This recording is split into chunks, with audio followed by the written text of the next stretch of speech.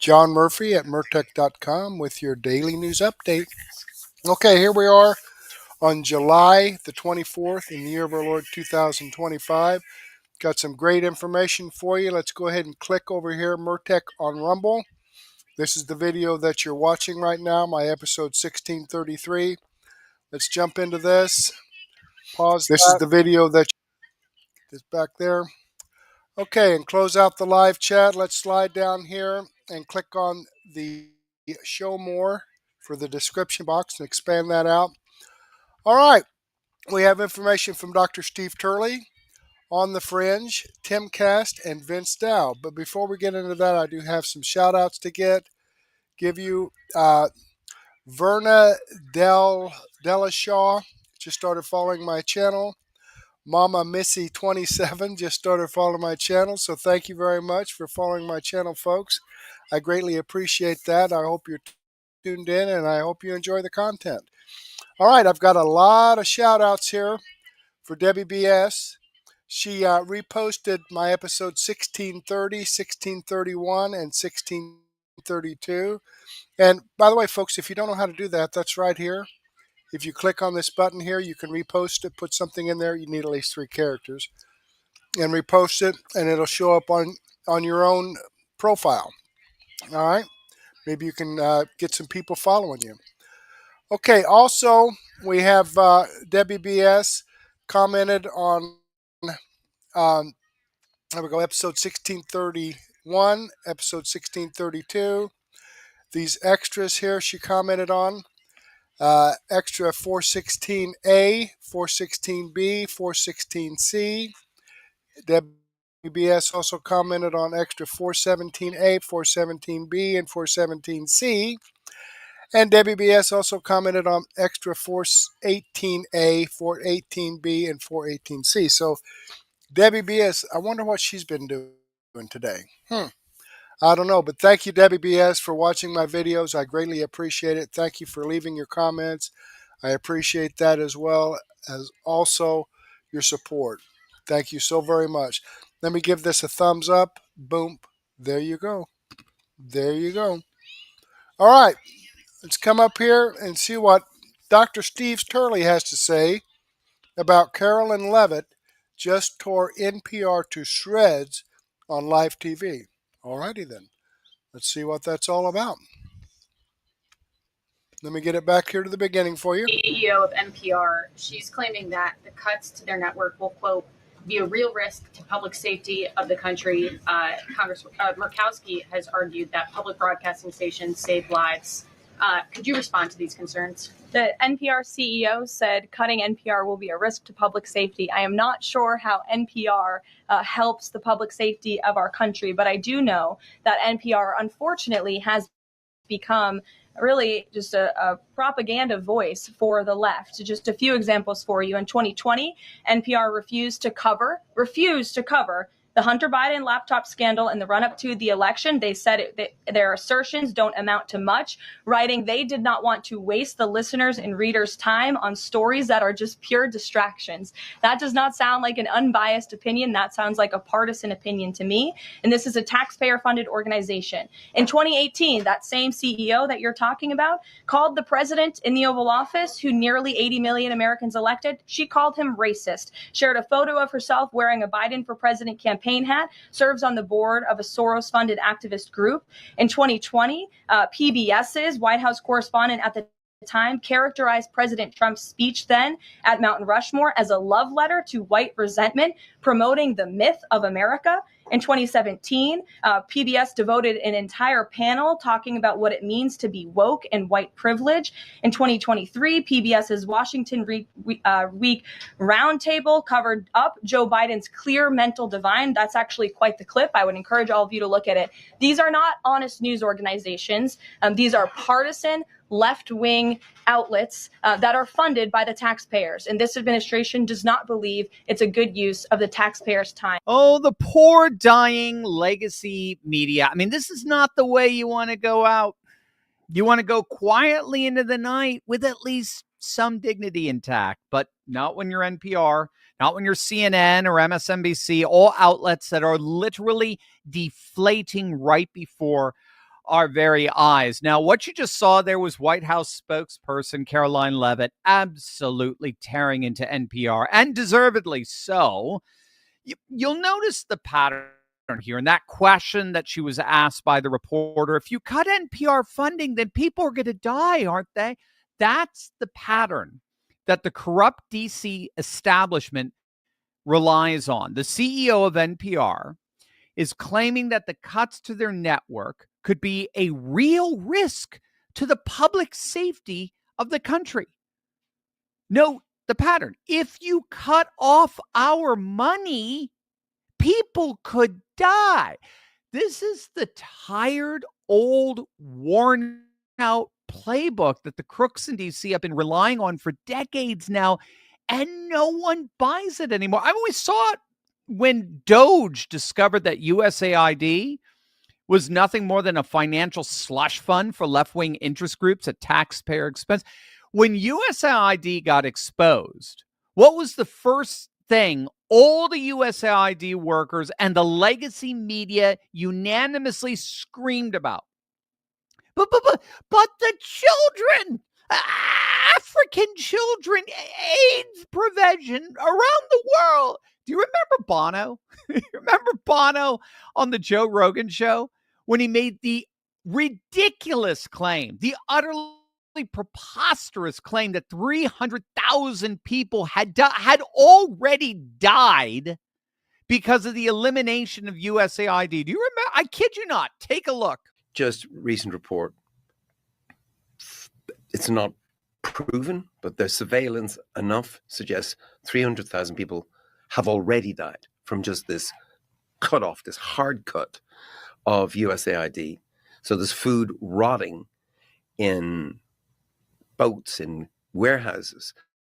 Now, not to get too far afield here, but the problem there is that everything Bono just said there, literally everything, not only comes from a single source, and a dubious one at that, but he got it completely wrong, which suggests to me that Bono had no idea where that figure of 300,000 deaths came from. He's just parroting what he's heard. He's done none of his own fact checking. And I mean, he's obviously failed to actually confirm the source of those figures he's citing, because if he did, he would have found that that is precisely not what this one single source was saying. That 300,000 deaths figure comes solely from a speculative model put out by a professor by the name of Brooke Nichols, who's a mathematical health modeler at Boston University. And he fully admitted it's not an actual count. That 300,000 figure was never intended to be interpreted as something that's actually already happened. So basically, Bono was lying there. He was blatantly lying. It's not an actual count. The 300,000 is a projection, and a dubious one at that, because it makes all kinds of assumptions. Again, I don't want to get too far afield here, but that's the pattern that these corrupt Washington bureaucrats and their pathetic celebrity apologists always default to. If you cut off our money, your taxpayer money to us, people will die. That's the they hide their corruption behind the veneer of possible human suffering. I mean, it's absolutely disgusting. And the beauty is no one's buying it anymore. No one. NPR stretched the credulity of that narrative to utterly absurd lengths to desperately try to keep their funding, which of course has now been officially cut as a result of the latest rescissions bill that passed Congress. And we're going to see precisely why these corrupt bureaucrats absolutely deserve to have their cord cut, and why, with taxpayer funding coming to an end, they're already starting to rage quit. You are going to absolutely love this. But first, we're not just... Okay, he's going into a commercial here, so let me skip past that. Actually, 597-0233. During the debate over slashing funding for NPR, the radical leftist CEO actually had the gall to dare critics to show her a single biased story ever published by NPR. Well, let's just say that the backlash to that challenge was merciless, to say the least. I mean, obviously. Here's just a sampling of the headlines that you would read on a daily basis from NPR. Abortion is also about racial justice, experts and advocates say. Freaking experts and advocates say. I mean, abortion is about racial justice, and we're supposed to actually take that seriously. Or how about this one? There's no neutral. Nice white people can still be complicit in a racist society. Or how about this? Experiencing racism may physically change your brain. Or this one, Joe Biden is healthy and vigorous, according to doctors' report. Or do you remember when, of course, the whole Hunter Biden laptop story broke? NPR refused to cover it. NPR ignored it. The managing editor, Terrence Samuels, said, quote, "We don't want to waste our time on stories that are not really stories. And we don't want to waste the listeners' and readers' time on stories that are just pure distractions in this election." Nothing to see here. Move on. And of course, we could keep going on and on and on. From race-based narratives to selective censorship, NPR's documented pattern of left-wing, radical, woke, liberal bias is extensive and it is unmistakable. And now, like with USAID, their left-wing slush fund has been dried up. It's over. There's no more taxpayer dollars to leech off of anymore. And so now the meltdowns from inside NPR have begun, and it's delicious. The latest is NPR's editor-in-chief, Edith Chapin, their top editor. She's out the door just days after Congress finally axed federal funding for public broadcasting. Now, Chapin's trying to save face. She's claiming that her resignation was already in motion before Congress acted the way it did. But let's be real. The timing here could not possibly be more obvious, coming right as funding gets yanked. She's frankly being accused by others of rage quitting, of jumping ship as NPR begins to inevitably sink. Again, this is precisely what we saw with USAID. It got exposed for being nothing more than a slush fund for far-left activists and organizations, most especially Act Blue, right, the primary fundraising arm for the Democrats. And once the funding got yanked, once the money dried up, lo and behold, Act Blue is going defunct. What do you know? It was artificially propped up by our tax dollars. It's the same thing that's going to inevitably happen to NPR. Without taxpayer dollars to artificially prop them up, they are inevitably going the way of the dodo bird. And I can assure them they will not, absolutely not, in any way, shape, or form ever be missed. We're in it, gang. All right, it has another commercial there. So let me click on this Rumble link and show you that this video does come from Dr. Steve Turley. I'm following his channel. I've given him a thumbs up. I hope you do the same thing for me. All right, let's get back here and see what we have next. On the Fringe. Okay, we've got some information from On the Fringe here. Let me go ahead and share that screen. Here we go. All right, now, on the Fringe, I don't share his information a lot, but he's always got good stuff. He always does. He does about an hour and 15 minutes every night. So let's take a listen to this. The Obama left high and dry, sweaty. Okay, let's see what he has to say. They got this at about the 45-minute and 6-second mark. Way to do it. All right, let's do this. Obama's office, they respond to Trump's accusations of treason. It's outrageous, he says. It's outrageous that we would push anything like that. Obama spokesperson responds to outrageous and bizarre claims from Trump and Gabbard. Statement from Patrick rode in bush. Rode in the bush? Did you get into the bush? I rode in the bush. Spokesperson for President Obama is Mr. Rodenbush. What'd you do with that bush? I rode in it. Rode in it? Yeah, I rode in it. Like, did you go to the mall? Yeah, I wore my seatbelt. Out of respect for the office of presidency, our office does not normally dignify the constant nonsense and misinformation flowing out of this White House with a response, but these claims are outrageous enough to merit one. These bizarre allegations are ridiculous and a weak attempt at distraction. Nothing in this document issued last week undercuts the widely accepted conclusion that, I didn't open up the rest of it because I don't, frankly, care. Tulsi Gabbard posted this, I think today, 23rd. Yeah, today.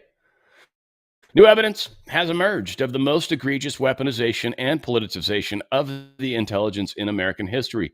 Per President at Real Donald Trump's directive, I have declassified a at House Intel Oversight Majority Staff report that exposes how the Obama administration manufactured the January 2017 intelligence community assessment that they knew was false, promoting the lie that Vladimir Putin and Russian government helped President Trump win the 2016 election. In doing so, they conspired to subvert the will of the American people, working with their partners in the media to promote the lie in order to undermine the legitimacy of President Trump, essentially enacting a years-long coup against him. Here are the top Obama Russian hoax lies debunked today. Oh, she's got them open up here. That's all right. I didn't actually look at these. Holy crap, there's too many to go. Dude, she's brought the juice. Oh, dang. She's brought the juice. Folks, how many pages we got? 46 pages of lies. Holy crap. That's pretty serious stuff. Here she is talking with Laura Trump on Fox. DNI sending criminal referrals and all this good stuff. I haven't listened to this yet. It's 3:20. Should be pretty good.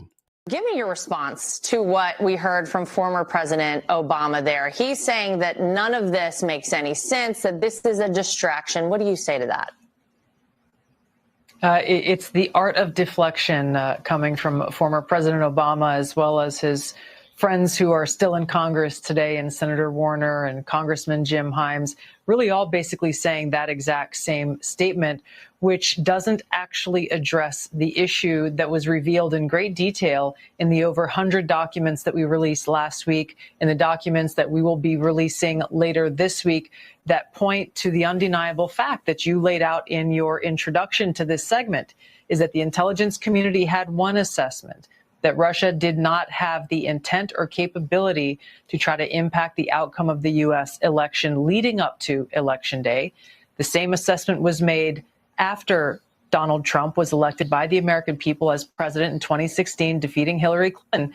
And it wasn't until after that pulled President's Daily Brief document that you referenced that the Principals Committee was called in the National Security Council, and President Obama then directed Obama's DNI James Clapper to lead the effort to create this new intelligence community assessment that detailed not if, but how Moscow attempted to influence the outcome of the U.S. election. So this is the thing that I think people should pay attention to, is neither the message from President Obama's office, neither the statements coming from Democrats in Congress today and their friends in the propaganda media. None of them are addressing this fact that there was a shift, a 180-degree shift from the intelligence community's assessment leading up to the election to the one that President Obama directed be produced after Donald Trump won the election, that completely contradicted those assessments that had come previously. The second thing I want to address that's very important, Laura, is that you in the clip that you played, you saw John Brennan, James Clapper, James Comey stated with high confidence this January intelligence community assessment that they drafted at the direction of President Obama The fact is that they used already discredited information like the Steele dossier. They knew it was discredited at that time, yet they used it as a source for this document that they claim to have high confidence in. They used intelligence that some of these intelligence community professionals rejected previously because of the lack of credibility and the lack of the ability to vet with any kind of confidence whether or not that information or intelligence was accurate and could be used for an assessment. There's a long laundry list of facts and intelligence reporting that directly contradict the statement coming from President Obama's office and those who are trying to deflect away from what actually happened, which was after Donald Trump was elected, led by President Obama, there was an effort to create a document that would serve as a foundation for what would be a years-long coup against President Trump, therefore trying to subvert the will of the American people who sent him to the White House in 2016. Yeah. So they're going to fight us on this. They're not going to believe us ever. But this is what's coming out. So Catherine Herridge put this out. Declassified GOP intel report, Putin held back highly damaging Clinton info regarding 2016. Alarming health concerns, secret State Department meetings that could have swayed the election. Far worse than the leaked docs. Yet Obama's ICA omitted it, violating standards for a rushed, biased conclusion. Declassified GOP House intel report found Putin had more damaging information about candidate Clinton that could have been used against her in the final days of 2016 if they were trying to help Trump. The ICA's generic description of material Putin held back makes the reader unaware of significant information available to Moscow to degenerate Secretary Clinton. They had, and there's a bunch in here, but they had all sorts of allegations. Amongst the allegations, that Clinton's health was extraordinarily alarming to President Obama and party leaders. Russian intelligence had details of secret meetings by State Department reps. The records make the case that 2017 intelligence community assessment was ordered by and subject to unusual directives from President Obama.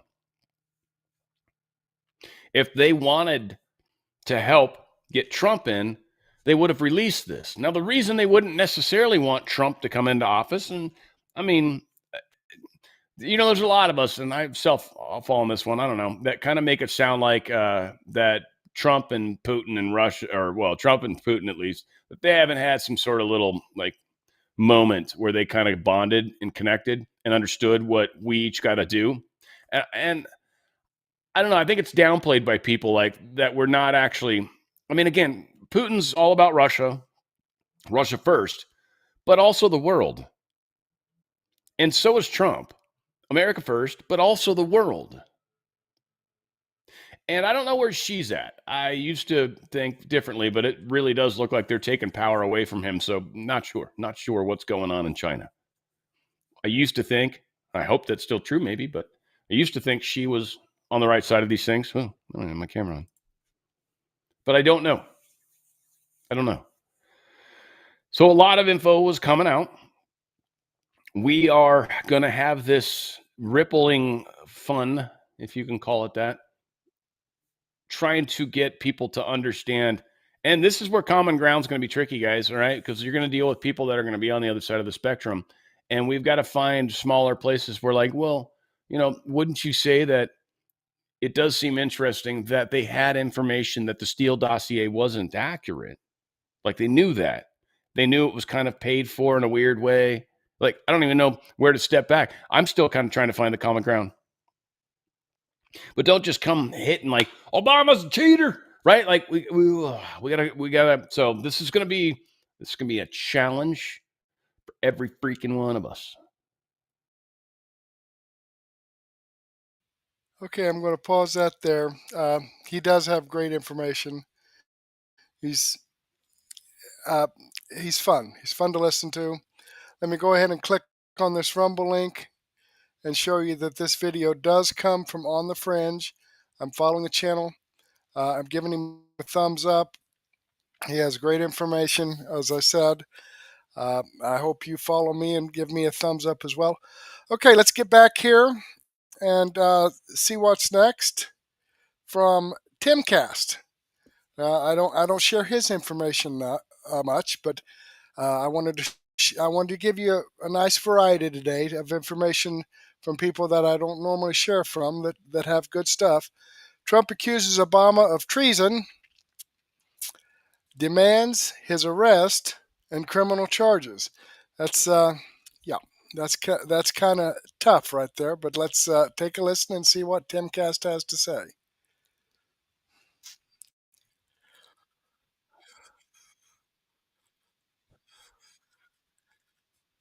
They tried. Okay, there we go.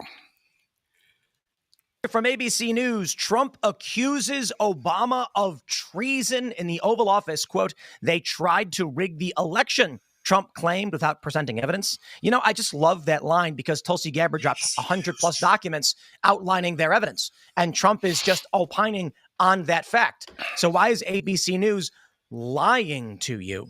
That's interesting, isn't it? They say days after President Donald Trump posted an AI-generated fake video showing former President Obama's arrest on his social media platform, the current president pushed conspiracy theories about Obama in the Oval Office on Tuesday, accusing him of treason without providing evidence regarding the 2016 presidential election.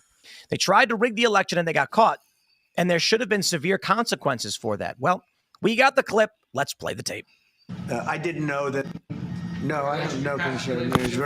He's a very talented person. He's very smart. I didn't know that they were going to do it. I don't really follow that too much. It's sort of a witch hunt, just a continuation of the witch hunt. The witch hunt that you should be talking about is they caught President Obama absolutely cold, Tulsi Gabbard. What they did to this country in 2016, starting in 2016, but going up to 2020 in the election, they tried to rig the election, and they got caught. And there should be very severe consequences for that. You know, when we caught Hillary Clinton, I said, you know what? Let's not go too far here. It's the ex-wife of a president, and I thought it was sort of terrible. And I let her off the hook, and I'm very happy I did. But it's time to start after what they did to me, and whether it's right or wrong, it's time to go after people. Obama's been caught directly. So people say, oh, you know, a group. It's not a group. It's Obama. His orders are on the paper. The papers are signed. The papers came right out of their office. They sent everything to be highly classified. Well, the highly classified's been released. And what they did in 2016 and in 2020 is very criminal. It's criminal at the highest level. So that's really the things you should be talking about. I know nothing about the other, but I think it's appropriate that they do go. May I ask you about that? So I don't know what the earlier context in that statement was, but he then brings up Obama and accused him of treason. He continued. Now, Obama has responded, denying Trump's bizarre allegations that he was Russiagate ringleader in a rare statement. As soon as Obama decided to speak out, I was like, he's guilty. There's no reason to comment on someone just insulting you, on the internet or in the press. They say former President Obama denied Trump's bizarre allegations that he was a Russiagate ringleader. It's incredible that they say things like bizarre, like the DNI has actual evidence. Maybe it's not enough to convince people or whatever, but sorry for the outburst, but like legitimately, it's ridiculous that the way that the media is portraying this, oh, there's no evidence and blah, blah, blah, just totally disregarding all of the stuff that the DNI has produced. This is the how to deal with Trump playbook. They've been playing it since 2016, and they're doing it now. It's fascinating because as you guys just heard how Trump phrased it. He said, Tulsi put out these documents. You should really look into that because, what we're learning, what he did. And then the way ABC News phrases it is they omit Tulsi Gabbard from it. Yeah. This is how the media lies to you. Okay. Technically, they're telling the truth, but they've cut out so much information. You don't know the actual context.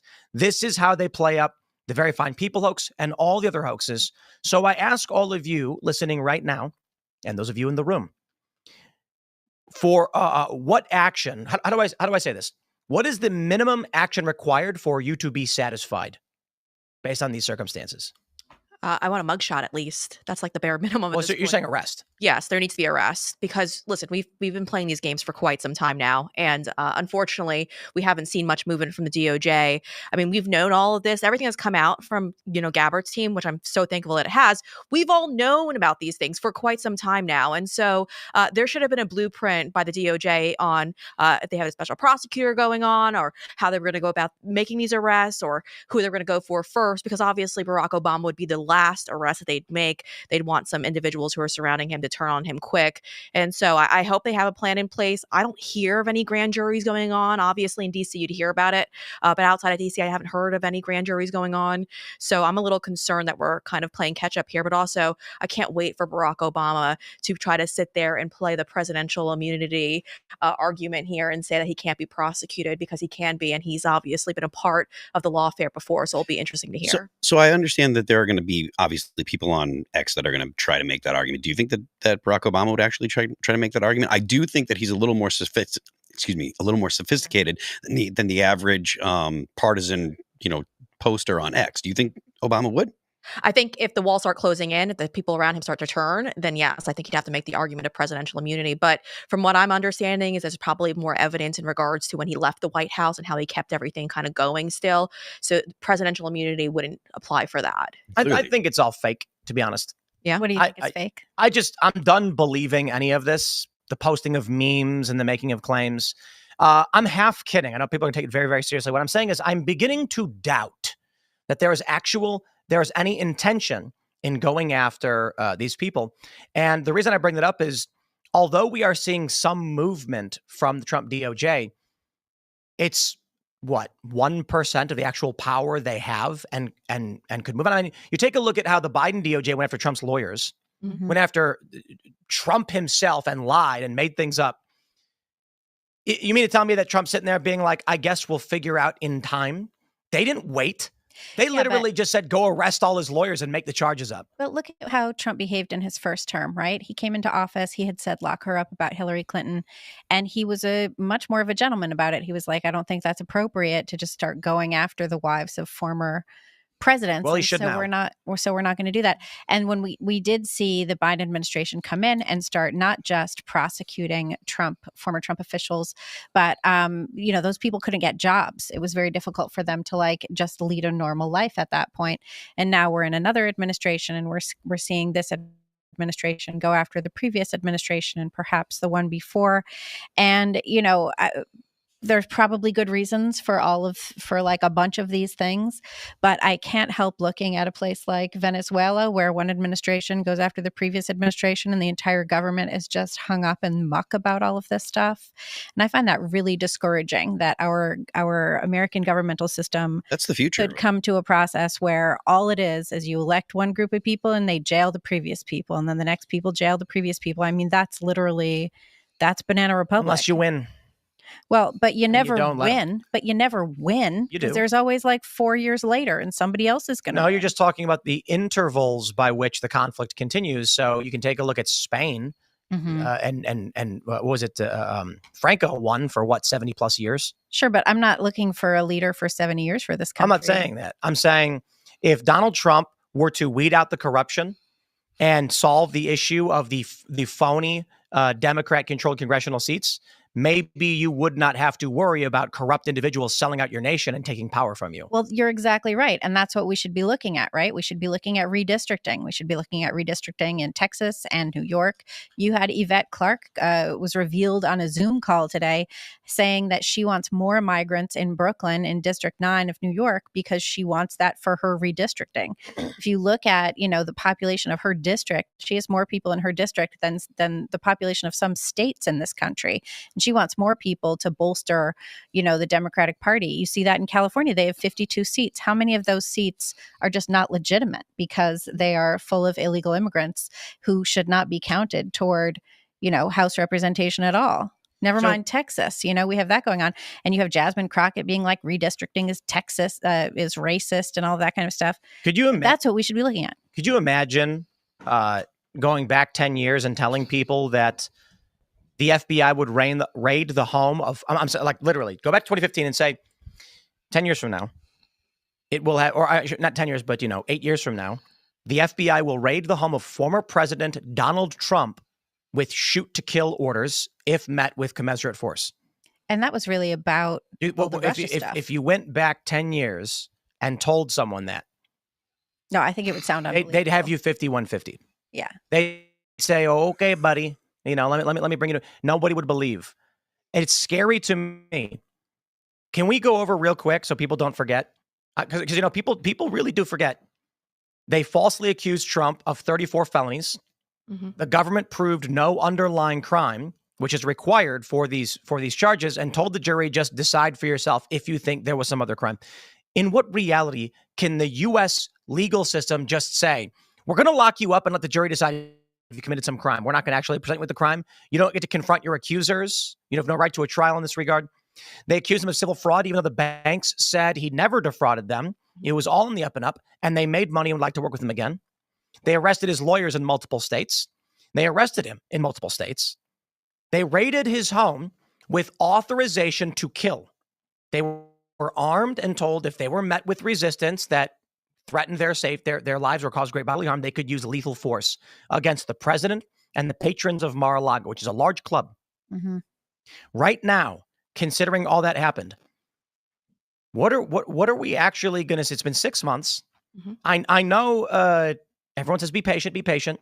It does look like moves are being made, but the most I'm hearing from anyone in this is that maybe there will be a conspiracy against rights charge. I'm like, these people, going back to 2016, tried to overthrow the government. And what I mean by that is the government is of, for, and by the people. And when the American voters vote for Donald Trump, and then a cabal of unelected individuals use governmental power to undermine the will of the people, they're a subversive force betraying this nation. And Trump has an obligation to do something about it with expedience. At this point, I'm kind of feeling like nothing's ever going to happen and you're silly if you think it will. Maybe I'll be proven wrong because I know it's early and I'm just getting a little frustrated, but you know. Well, Tim, if you're wrong, I think he loses MAGA, just completely loses MAGA, because that was the entire motive for so many people who to go out and vote. They wanted to see justice. I mean, so many Americans, thousands of Americans were persecuted by our federal government, and everyone's sitting here waiting to see what's going to happen next, because the lawsuits, whatever, that's just our money getting poured into these lawsuits at this point. That really doesn't have any value. But going after the people who tried to ruin the lives of so many Americans, plus go after our president, if you don't sit there and have arrests, have convictions, I think MAGA just completely loses all hope. Thanks for checking out this clip from Timcast IRL. Make sure to watch the show live Monday through Friday at 8 p.m. Subscribe to this channel, and we will see you all there. All right, there you have it, folks. Let me click on this Rumble link and show you that this video does come from Timcast IRL. I'm following the channel. Give him a thumbs up. I hope you do the same thing for me. And he puts out great information. I mean, these videos that I share with you are videos that I post on Murtech.com, where I have over 55 no-nonsense, common sense, logic, and truth videos. And I have to agree with Tim. I mean, you know, they didn't waste any freaking time going after Trump's attorneys. You know, they didn't waste any time putting people in jail, okay? Making plea agreements with them. You know, and as was said, you know, they had a hard time even living their lives after that because the federal government attacked them for being supportive of Donald Trump. And that was the only thing. They made up bullshit to go after them for. Trump's administration has proof that they did things wrong. Documents with this guy right here, his signature on them. Okay, granted, it was just released, but as was said in this video, this is shit we knew about, you know, 8 years ago. All right? When they started bringing this stuff up. If you were listening to the no-nonsense, common sense, logic, and truth information, we knew that Steele dossier was bought and paid for by Hillary Clinton. And she wouldn't have paid for it if it was something good about Donald Trump. It was made up lies. All right, I don't understand what the holdup is Now, you know you're going to hear all kinds of moaning and groaning and griping and complaining and crying from the mainstream media and the Democrats, where you didn't hear that with Trump. Boy, they were all for it. They were happy that this was going on. Something needs to be done with the mainstream media. I know freedom of speech and all that shit, but I don't think they have freedom to lie and mislead the American people. All right, let's jump back here and let's wrap this up with Vince Dow, CNN and MSNBC admit Trump was right on tariffs and EU caves in major trade deal. That sounds interesting. Let's take a listen. The elimination Okay, let me get this up here going for you. Here we go. of cap for an actor. Let me back this up to the beginning. Okay, sorry. Here we go. Predictions that inflation was going to be fueled by this new tariffs regime have not turned out to be the case. Japanese shares surged to a one-year high on Wednesday. Investors were excited after the country struck a trade deal with the US, which lowered tariffs on autos. The move revived hopes for an agreement between the EU and US, which also boosted European stocks. The EU agreed on Monday to prioritise trade talks with the US to avoid crippling tariffs. That's after President Donald Trump said he would impose 30% levies on most EU imports from August the 1st. European Trade Commissioner Maros Sefcovic had said he'd sensed that talks with the US were approaching, quote, a good outcome for both sides. But this new tariff threat on Saturday had, quote, created a new dynamic. So the Trump administration is apparently now closing in on yet another trade deal just 24 hours after we struck a historic agreement with Japan. Needless to say, the wins keep on coming. All the people who said this could not be done. Oh, trade deals will take several years. You're dealing with Japan. You're dealing now, in this case, with the European Commission. They're not going to do anything. Well, it's funny how that works. And apparently, even actors in the mainstream media like MSNBC and CNN are being forced to confront the fact that Trump's tariff strategy is indeed working. And in many ways, he outsmarted basically everyone. The so-called media experts, the economists, the businessmen,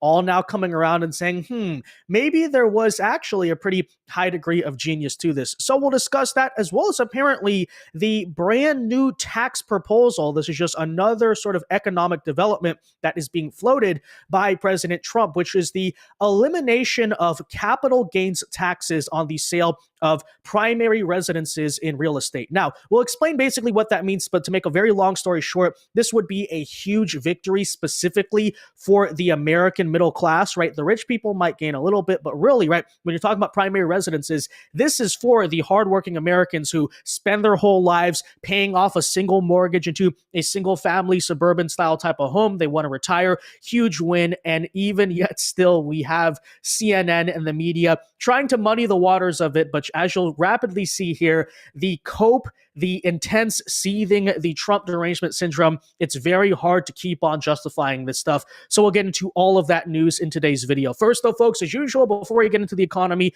make sure you hit that like button down below and subscribe to the channel if you are new. Subscribing is not only the best way to support our work, but it also ensures that you can stay up to date with all of the latest news and coverage. And with that said, so let us start with today's news. Again, just right after the Japan deal, we're essentially seeing a mirror image of that as the US and EU, the European Union, are now closing in on a 15% tariff deal. And the first thing I got to note is that was fast, right? Because we were told, for instance, that, hey, as everyone knows, the EU is this massive sprawling bureaucracy. It's going to take years for them to get anything done. The European Commission, they're never going to move their feet. Well, as it turns out, when you're the president of the United States and you're someone who actually is kind of on your game, you want to get stuff done. Isn't it so funny how bureaucracy magically speeds up in this case?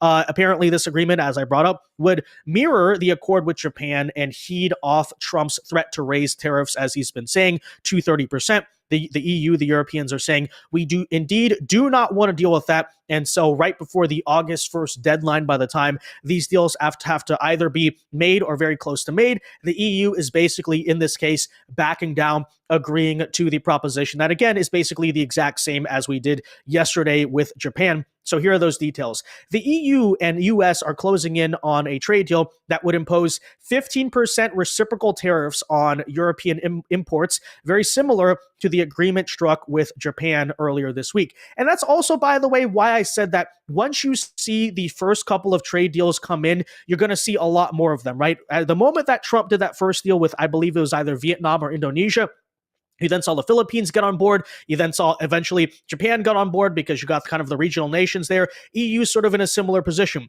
Once you get that first deal done and they see, oh, other nations are doing this, okay, then that way you already have a framework to go into a brand new deal. Europe and US have a very similar relationship to US and Japan, and so that's why you're hence getting a similar trade agreement here. That's why it's so important. So Brussels could agree to the so-called reciprocal levies to avoid the US president's threat to raise them to 30% from August 1st. 3 people familiar with the situation have told the Financial Times. The Japan agreement made clear the terms of the shakedown, said one EU diplomat. Most member states are holding their noses and could take this deal. In other words, again, that's why I said, once you make one trade deal, the other ones become easier because nobody wants to be first, but everyone wants to be second, as you so often see being the case. Both sides would waive tariffs on some products, including aircraft, spirits, and medical devices. Apparently, the European Commission, which is usually slow, but in this case, they were fast, amazing, which runs EU trade policy, briefed envoys from member states on Wednesday following talks with U.S. counterparts. News of the perspective has already boosted the euro, which is, okay, doing well. U.S. stocks here in America have extended their gains. Hey, newsflash, I guess it all is going to work out for both sides, frankly, in the end. But again, as I pointed out, why this was so important, right? They're saying it here themselves. 2 of the people said that the deal struck between the U.S. and Japan had pushed Brussels toward a grudging acceptance. They didn't really want this, but they're like, okay, I guess we'll follow the Japanese of a higher reciprocal tariff to avert a damaging trade war. They didn't want it, right? They didn't want to go down this path. They were scared. That, frankly, they were scared, right? Is the European Union still trying for a 10% minimum baseline tariff? Well, again, the 15% is a result of this very innovative package that the Japanese came with, and President Trump being able to push them to do even more. So, has Brussels come up with anything innovative? Not yet, but again, talks are going better than they had been.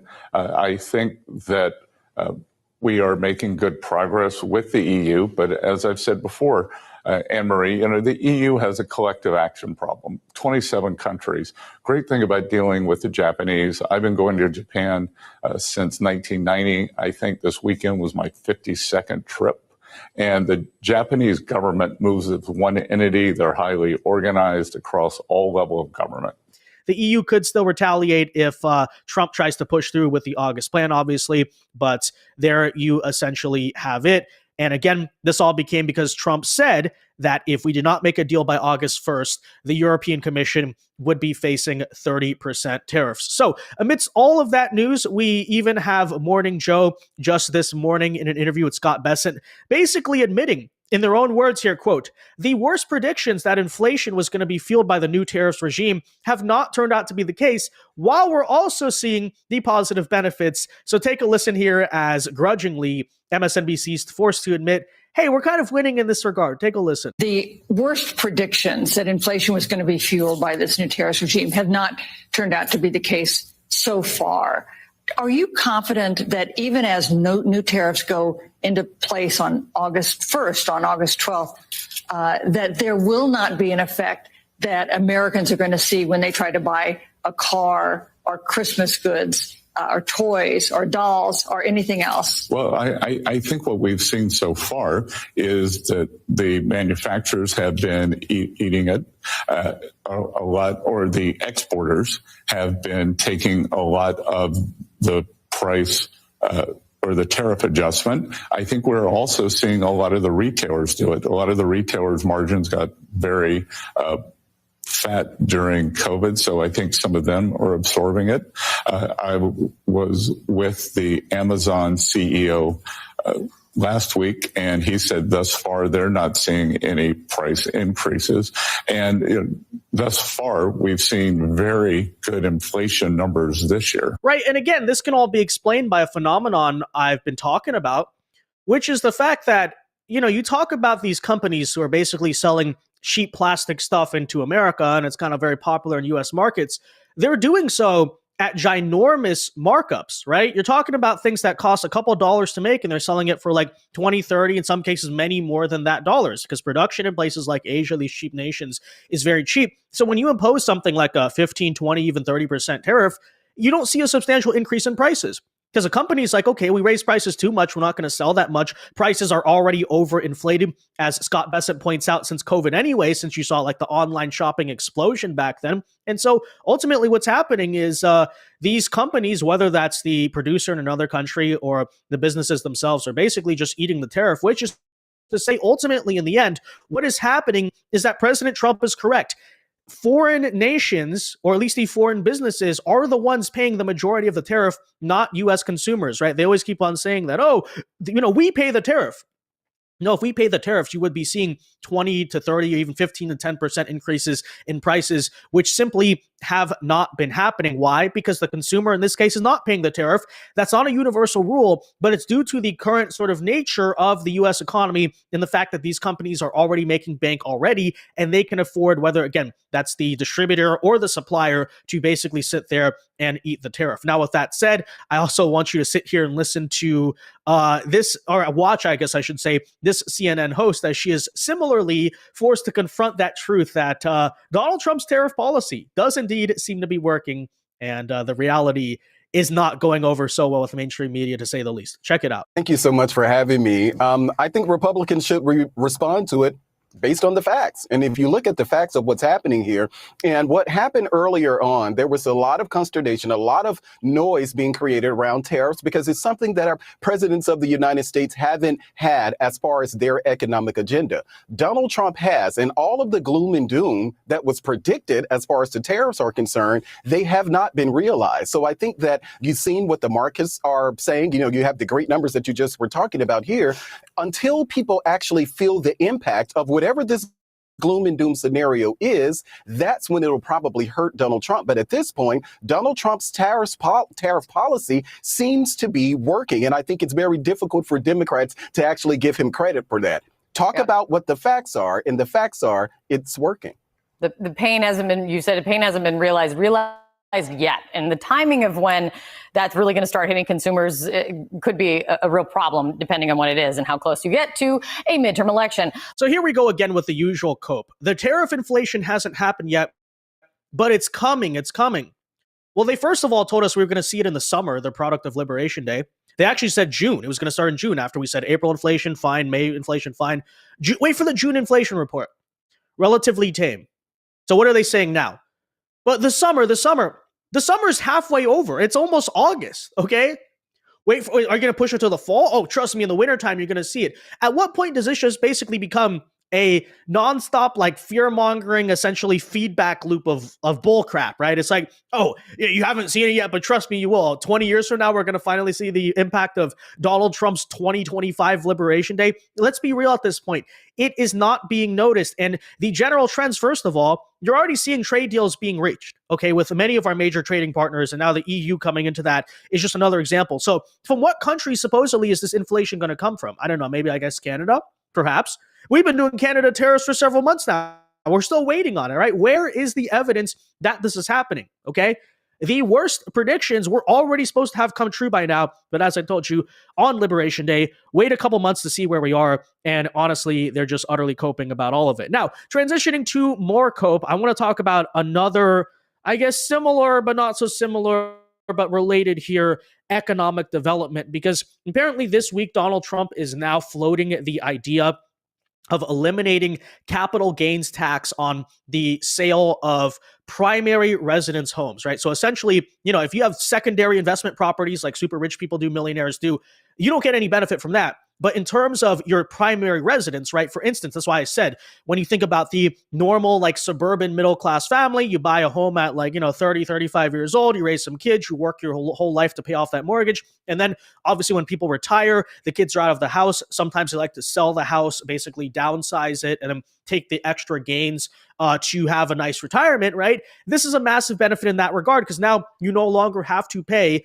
that capital gains tax. But at the same time, it's not just about the benefit for, people who work their whole life and want to retire. On the flip side, another thing that CNN notes but tries to insanely cope and make excuses about is the fact that this actually would incentivize people to be more driven to sell their home because now without capital gains tax, you can make more profit, obviously take more home selling your house. And when you consider people in my generation and even millennials who right now are struggling to get home ownership, right? There's sort of a shortage actually of housing in a lot of places, high prices, high interest rates. This is similarly something that could create more supply and help a lot of the housing crisis that we're dealing with because you're going to see more sellers now on the market. So take a listen here as CNN actually explains that, but then tries to make some ridiculous excuses because, again, this is a massive victory, not even necessarily for the wealthy, because we're talking about primary residences, but for the middle class. But as usual, they just want to make nonstop excuses. And as well, I want to react to this live and break it down because their justification here doesn't even really make any sense. So check it out. I'll explain it. Vanessa, who stands to benefit from this? Well, Pamela, homeowners certainly will benefit, but at a cost. But I just want to remind our viewers exactly what a capital gains tax is when it relates to the housing market. So this is a tax on the profit that you make from your home sale. There is a portion that can be excluded from this tax, about $250,000 for singles and about $500,000 for couples. The longer you hold on to your home, the tax actually falls. However, you have homeowners who are sitting tight because they don't want to get stuck with this capital gains tax because obviously the longer you hold on to your home appreciates. However, homeowners will stand to benefit with a caveat, and I'll explain it right now.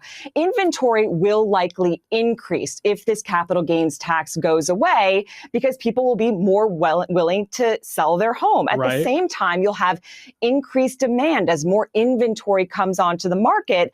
And then, of course, there will be an increase in sales because of all this. But at the same time, this will likely raise home prices because of that increase in demand. So while homeowners will basically be able to have more of a selection in the home buying market, they will likely have to pay higher prices. But okay, not to get too into the nitty-gritty of economics, but does this person hear herself out loud?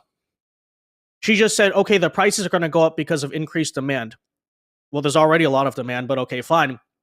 Seemingly missing the part where just right before that, she said it's going to increase inventory, which guess what? Will increase the supply. Okay?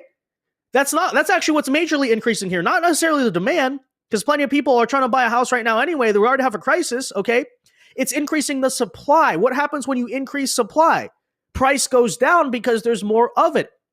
What kind of economics is this? Everyone knows this, right? When you have more selection, when there's more options, when there's more supply, generally speaking, that is a decreasing price. That's deflationary, I guess you could say, right? It decreases the overall price generally that you're going to see. Because guess what? There's more competition in the market. When there's more competition, right? People try to outcompete each other, so they hence lower the prices. By the way, it's also worth noting, right, that the elimination of capital gains tax would actually be an incentive to lower the sale price of your home because guess what, right? If you don't have to pay the tax, then you can make the same capital gains profit and, sell the house for less and probably get the sale done faster and easier. Even if you raise it a little bit, you can still lower it to some amount. So literally, what is this woman talking about? Read that again, right? You're seeing increase in inventory, increase in demand. Okay, maybe hypothetically, but you're increasing both supply and demand. How does that result in higher home prices if there's more homes being listed on the market? That makes absolutely no sense, right? Okay, I'm going to go ahead and pause this here. And he's absolutely right. I'm glad. I mean, I don't know if you saw me making faces there, but what she was saying was absolutely preposterous. So you're going to have more supply because more people are going to want to sell their homes. And because you have more people wanting to sell their homes, that's going to cause the cost of the homes to go up? Okay. All right. She must have gone to Harvard or Yale, one of those Ivy League colleges. Okay, this video does come from Vince Dow. I've given him a thumbs up. I'm subscribed to his channel. I hope you do the same thing for me. And, you know, the whole thing, no matter what, it's Trump's fault. Okay, I was poking around a little bit, getting ready to start updating Murtech.com for tomorrow information. I want to just share this one video with you that I found on the quartering, okay? Okay, I'm looking through and he dropped this video. Superman director rages after film loses $400 million at box office and blames Trump. Yes, seriously. Isn't that amazing? It's Trump's fault that Superman, the movie Superman, loses $400 million. I bet it was Trump's fault about that Snow White movie that Disney released that lost hundreds of millions of dollars. I bet that was Trump's fault too. I don't know. Trump derangement syndrome. And, you know, you're getting more of it every day, it seems like, because more information is coming out, like as we discussed with, you know, this Russian collusion hoax information coming out. All right, let's get back here to the main page. And folks, these videos here that I've shared with you are videos that come directly from the producer. The links to these videos are right here in the description box. The links to the producer's channel right here in the description box. Dr. Steve Turley, you click on this link here, and guess where it's going to take you? Dr. Steve Turley's channel. Imagine that. So I'm not trying to take anything from anyone. I'm actually trying to share this information out. I don't get any commissions or royalties for doing this, but I do get the satisfaction of putting out the truth for people, okay? That's what this is all about since 2020, since that election of 2020. Too much propaganda, too many lies. So I thought, okay, well, I'm going to be one of the people that put out the truth. And you can help me by sharing this information out with your friends, family members, contacts. And like Debbie BS did, repost it right here. Click this repost button and repost this video on your profile, okay, on your channel, so other people can see it. And as I said, these videos are videos that I've posted on Murtech.com. Right there's the Vince Dow video that I shared with you. Okay? On the Fringe. Right there's the video I shared with you from On the Fringe. Okay? This information here from Timcast. Right down here. This is the information I shared with you from Timcast and Dr. Steve Turley. Right here. This is the information that I shared with you from Dr. Steve Turley. These are 4 of the videos of over 55 videos that I have posted here at Murtech.com. The link to Murtech.com is in the description box. It's a free site. I don't have any ads popping up in your face. I don't ask for your email. I don't ask you to sign up for a newsletter. I don't drop cookies on your computer. You're pretty much anonymous when you come here. It's your one-stop shop for no nonsense, common sense, logic, and truth. The information you're not going to get from the mainstream media are the lying Democrats or rhinos in Washington, D.C. Now, I only have time to share like 4 of these videos with you, but I do have my daily news wrap-up coming up about 9:30, where I have over 65 videos in my playlist right now. I'm going to go back and update that, set up my video, and be back here about 9:30. Go ahead and take a break, grab a cup of coffee, a donut, a soft drink, a sandwich, whatever, and meet me back here at 9:30. But in the meantime, I do want to thank you for spending your time with me this evening. Before we take off, though, let me do one more thing here. I want to grab these live chats and put them in a comment, because when this live stream is over, those chats just kind of go off into cyberspace someplace and disappear. I like to keep these chats part of the video. We do a quick refresh here. All right. And okay, I've had 160 people watch this video so far. I've got 75 people watching right now. And I have 2 thumbs up. Okay. So if I could get like 73 of you to slide down here and give me a thumbs up, I'd really appreciate that. But in the meantime, I do want to thank you for your time. Hopefully, I'll get to see you again later, and may God bless.